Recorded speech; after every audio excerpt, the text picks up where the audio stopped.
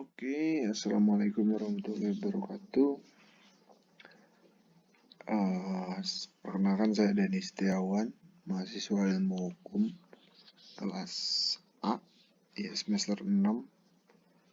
Di sini saya akan menjelaskan mungkin sebuah dokumen, yaitu dokumen somasi, dan ini ditujukan untuk melengkapi tugas ujian akhir semester mata kuliah praktek penanganan perkara perdata. Di sini saya membawa sebuah surat somasi, yaitu somasi pertama ya. Itu jelas ya. Sebelum kita menjelaskan lebih jauh, perlu diingat juga tidak ada konsepan baku sebetulnya untuk surat somasi, namun kemudian kita tetap ada poin-poin yang memang harus tertera di dalam sebuah surat somasi ini.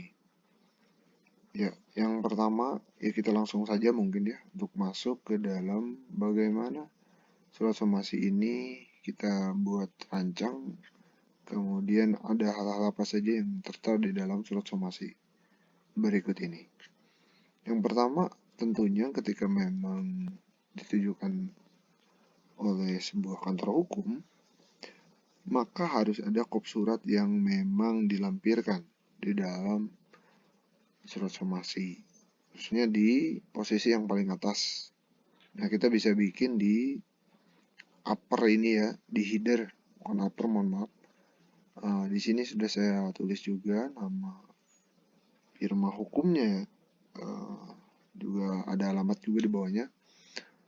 Nah, setelah itu beres, kemudian ini ada alamat ataupun juga tanggal dibuat surat somasi. Di sini kita buat di sebelah kanan dari surat. Jadi ini sudah menjadi hal yang abdal ya, sudah menjadi hal yang lumrah untuk dalam sebuah surat. Kemudian di bawahnya ada nomor surat, tentunya ini sangat penting karena menjadi sebuah dokumen nanti dalam keabsahan. Ini juga ada perihal.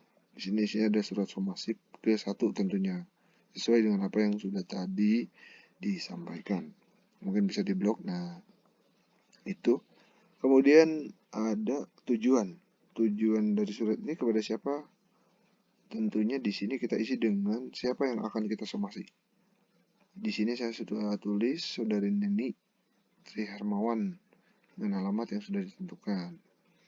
Setelah itu ditulis, kemudian ada salam pembuka tentunya, dan juga saya di sini bikin identitas yang dimasukkan dalam sebuah paragraf.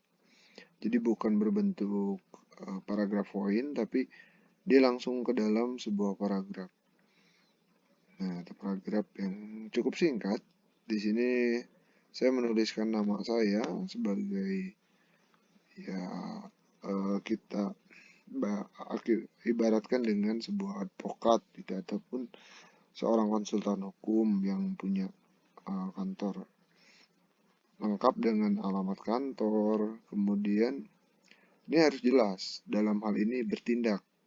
Nah, atas nama siapa yang mengkuasakan kepada kita untuk mengirimkan sebuah surat somasi tentunya. Dan juga di sini kita terterakan juga kapan surat kuasa khusus itu dibuat gitu oleh klien kepada seorang advokat ataupun konsultan hukum. Berikutnya kita akan masuk ke dalam hal-hal yang memang harus diceritakan atau dituliskan di dalam sebuah somasi. Dari mulai mungkin kronologi singkat, hal-hal penting yang menjadi acuan di dalam somasi ini. Ini ada 4 poin tentunya yang sudah saya tulis. Kebetulan di sini adalah kasus dalam, jadi yang saya tuju itu melakukan sebuah tindakan dan prestasi atas pembayaran sisa jual beli tanah.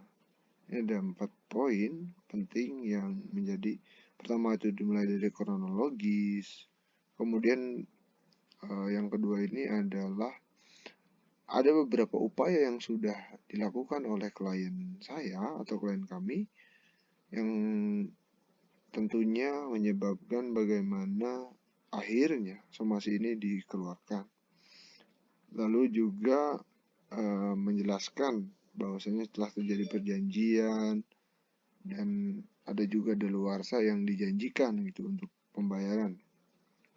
Dan yang terakhir ini poin 4, bahwasannya klien kami memang belum menerima apa yang telah dijanjikan oleh si pembeli ini. Nah, kemudian setelah hal itu sudah tersusun, kita maju ke dalam hal-hal yang kita ingatkan, tentunya yang kita somasikan gitu. Apa sih yang kita tuntut, yang kita inginkan di dalam somasi ini? Nah, dengan pemberian tengah atau jangka waktu tentunya. Daluarsa di dalam perdata itu sangat penting ya. Tentunya dalam hukum itu ketika memang sudah ditentukan waktunya berarti somasi ini cukup berpengaruh nantinya. Di sini saya tulis 7 hari terhitung sejak tanggal surat ini dibuat ataupun dibuat ya. Kita tambahkan saja kalau usul di sini. Terhitung sejak tanggal surat ini dibuat. Jadi sebisa mungkin memang surat ini diterima saat surat ini sudah dibuat. Ada dua hal di sini. Yang pertama itu saya menuntut untuk melakukan pembayaran nih si yang dituntut dalam somasi ini yang sesuai dengan perjanjian yang dilakukan gitu, sebelumnya.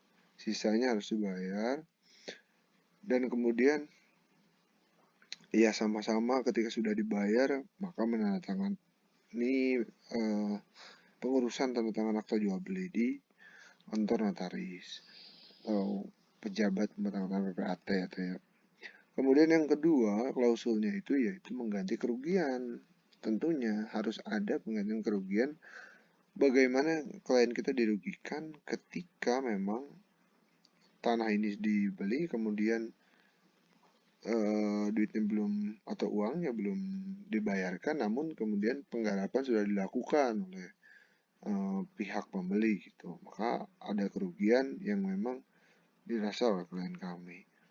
Nah, setelah dua hal itu, kemudian ada paragraf penutup di sini berisi juga mengingatkan kembali bahwasannya ketika memang mengabaikan ataupun tidak melakukan surat somasi ini, maka kami akan melakukan tindak lanjut tentunya dengan upaya hukum ataupun menekankan untuk melakukan kewajiban hukum kepada orang yang dituju dalam somasi ini sebagai konsekuensi gitu. Setelah itu semua disusun, kemudian ada part terakhir yang menjadi absahnya yaitu adanya kalimat penutup juga tanda tangan atas segala hormat dengan hormat. Kita bubuhi tanda tangan di sini khususnya kalau memang dikuasakan oleh kuasa hukumnya gitu. Di sini sudah tertera saya sebagai kuasa penggugat ataupun dari kuasa hukumnya itu Denny Setiawan. Nah, mungkin itu serangkaian surat somasi yang bisa saya contohkan dan memang surat somasi ini tidak jauh dari banyaknya kesalahan yang memang kurang dan tentunya saya masih dalam proses belajar. Mohon dimaafkan untuk segala kekurangan dan jika ada kelebihan mungkin itu datangnya hasil jeripayah dari dosen ataupun para pembimbing ataupun para pengampu mata kuliah ini. Ya mungkin itu saja yang bisa saya sampaikan. Kurang lebihnya mohon maaf. Terima kasih. Wassalamualaikum warahmatullahi wabarakatuh.